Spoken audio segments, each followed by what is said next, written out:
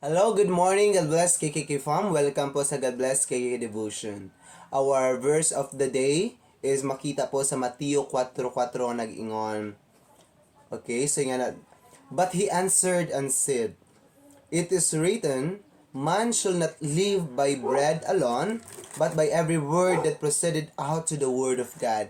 Dili pwede nga mabuhi lang ta magsaligta sa mga pisikal nga mga butang, no? Sa mga pisikal nga mga pagkaon kay tungod temporaryo lang, no?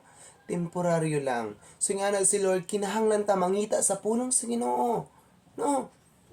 Hatag-tag panahon nga maging balance di ay atong physical o spiritual nga kinabuhi kay usay nakapokus ta sa atong pagpagwapa sa atong kalawasan o pangutan-on ta kumusta man ang imong kinabuhi espiritual.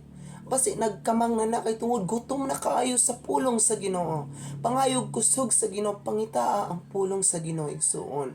Pagampo, pagbasa og Bible, attend og mga church gathering, Sunday service kay naa dito ang mga ginatudlo sa atong mga leader gikan sa pulong sa Ginoo aron kita nga sa diin mas maging suod mailhan pa nato si Lord mismo sa atong kinabuhi. Ayaw sayanga ang imong panahon karon. Piskang unsa man ang imong edad karon pila ka na, I know na kay mahimo nga part nga sa din makapag-serve ka sa Ginoo, no? Balik ta sa Ginoo. Ayaw lang sige og pagwapo, ayaw lang sige desire sa mga pisikal nga mga butang. Desire ta. Desire ta nga sa din mas mo grow ang atong kinabuhi, no? Maging mabungahon ta, mas mailhan nato si Lord ingon nga tagkiyas sa atong kinabuhi, ingon nga amahan nato, ingon nga kita mga anak niya, mga binuhat niya igsuon.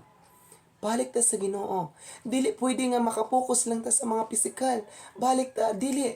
Walay pulos ang kinia igsuon. Kung wala tay maay nga relasyon ngadto sa Ginoo, makipagsuod ta sa Ginoo igsuon. Thank you so much. God bless KKK once again.